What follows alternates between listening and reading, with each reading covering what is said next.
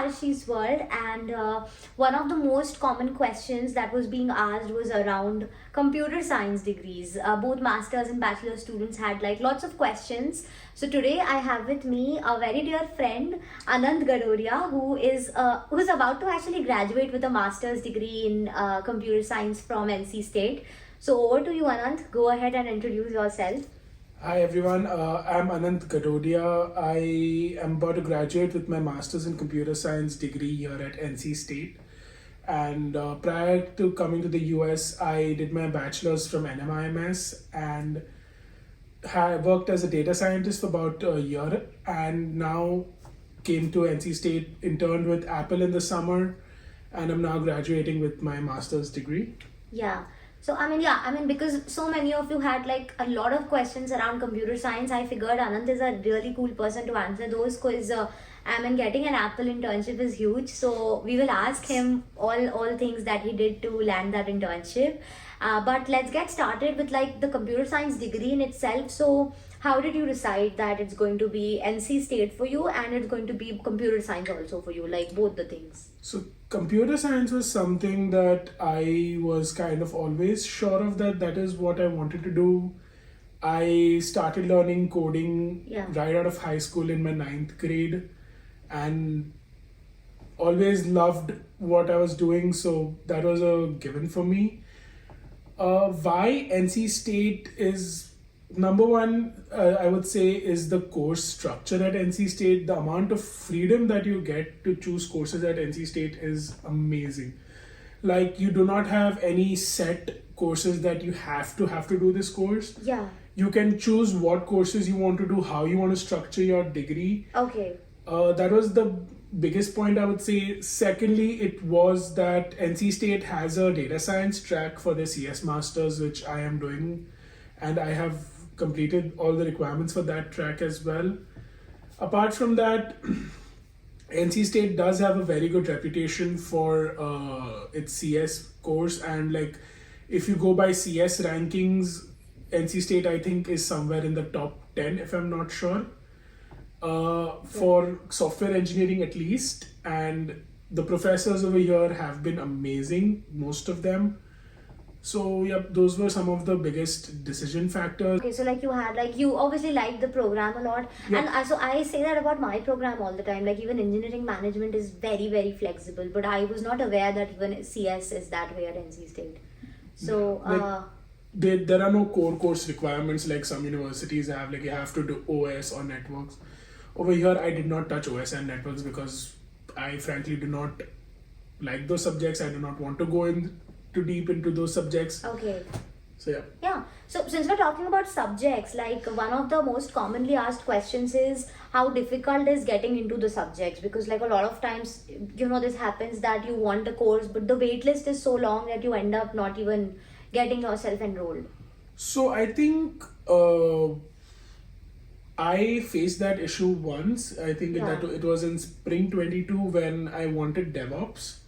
And I was actually waitlisted with number 10, but I think somewhere around 2 weeks before the start of SEM, I got enrolled in that course. Okay. Yeah, but the thing is, there are a lot of courses that you can take over here, a lot of amazing courses. If you do not get in course A, there is always B, C, D for you to take. So, it's not like a very big concern that someone should be afraid about. You should be concerned in the sense that you should not delay registrations, register at the beginning, at the first moment itself. Yeah. But if you do not get into some course, it is not the end of the world. Yeah.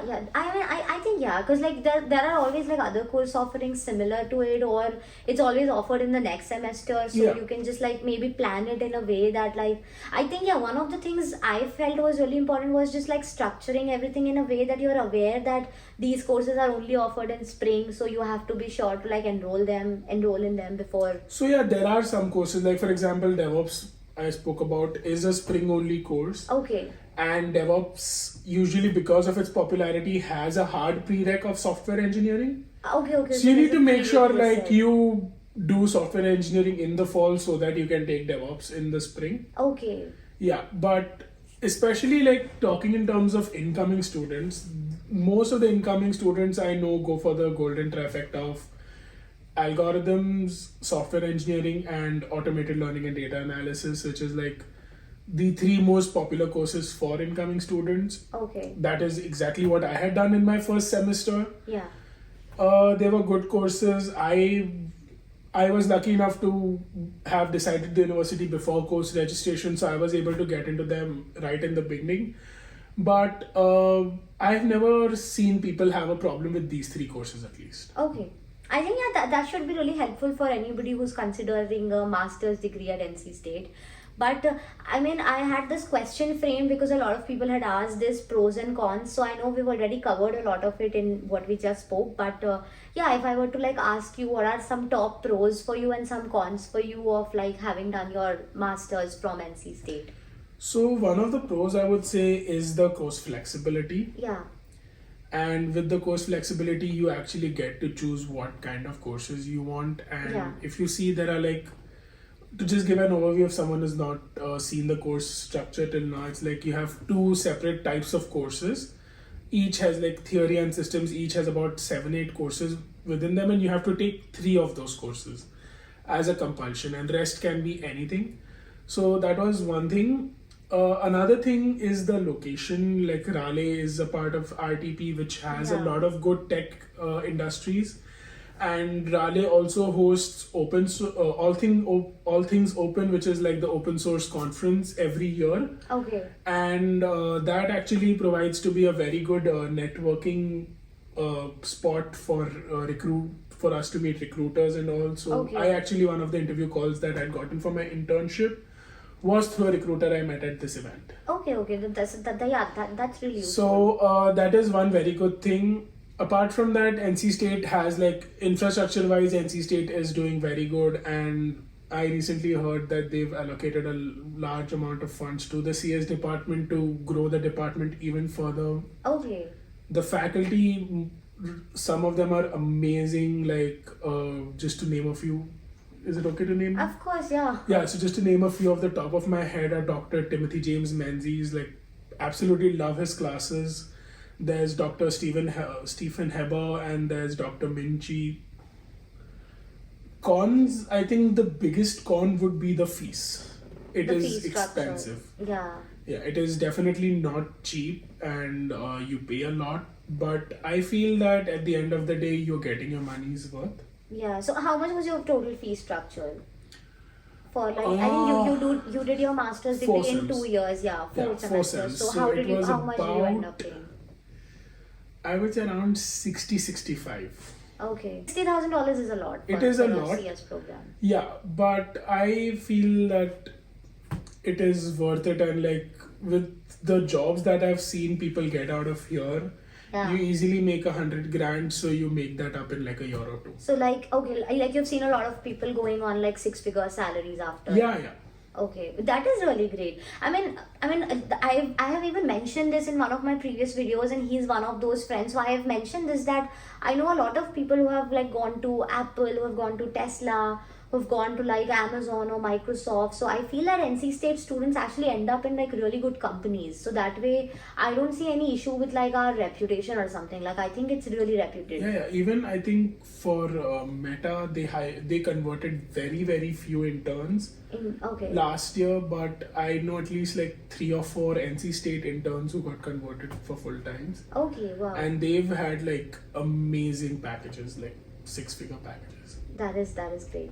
So we were talking about the fee structure, but there's this other question around TAs and like RAs. So like how difficult is it to get a tuition waiver or a teaching assistant? I haven't heard of any CS student getting a tuition waiver. Okay. MCS student. PhD students is a completely different ball game, so I wouldn't go into that. PhD students are an entirely different thing also. So. Yeah, but RAs, there are quite a couple of people who've gotten RAs, but most of them are like you take a course with a professor and then you become the RA for that course kind of a thing. So if you become a research assistant, do you get a tuition waiver? No, you do not get a tuition waiver. You are considered as an hourly employee.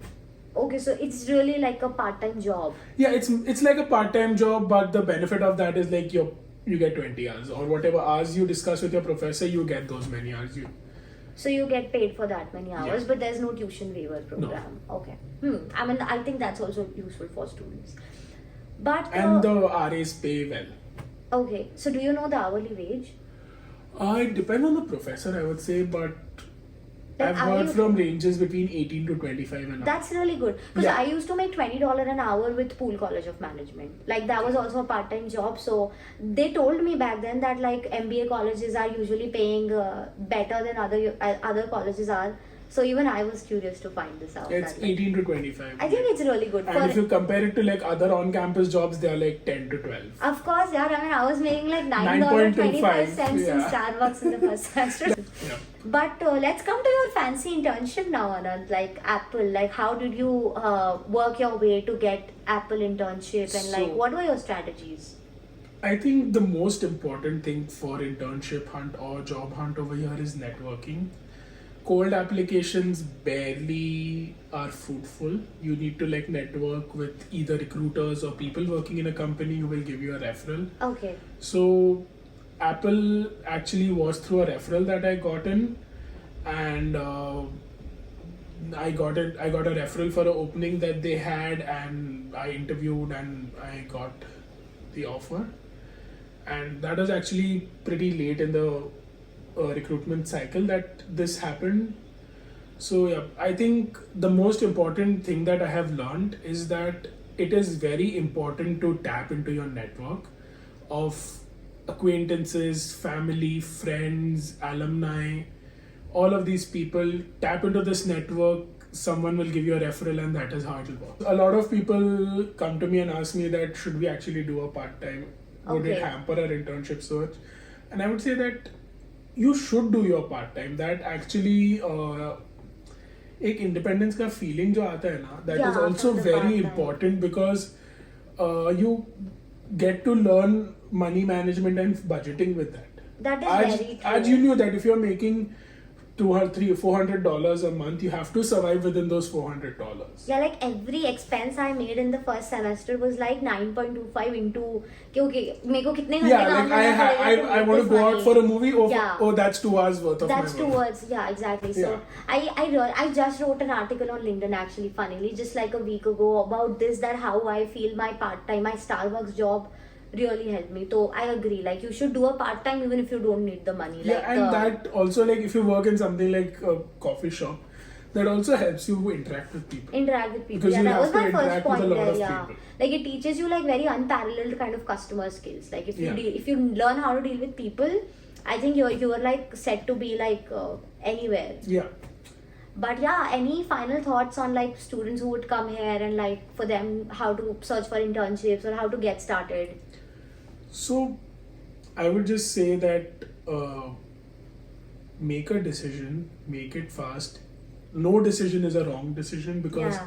no matter where you end up, you will end up doing something good. But thank you so much, Anand, for gracing Arushi's world today. Thanks for having me in Arushi's world. But thank you so much, and I'll link Anand's Instagram and LinkedIn below. So if you have any questions, you can reach out to him. He's also very active in Maitri, that is the Indian Association at NC State. So if you're coming to NC State, you will hear a lot about Maitri because they just organized a very awesome Holi event. They organized a Bollywood party. So Anand is involved in a lot of things. We actually had our first incoming student webinar also yesterday. Oh, that is great. Yeah. So like, yeah, if you're coming to NC State, you're going to be dealing a lot with Maitri and possibly, okay, not with Anand because he's graduating, but yeah, with Maitri, yes. Yeah, please don't deal with me. But thank you so much for watching, guys, and let me know if there's any other questions. See you in the next video. Thanks, guys.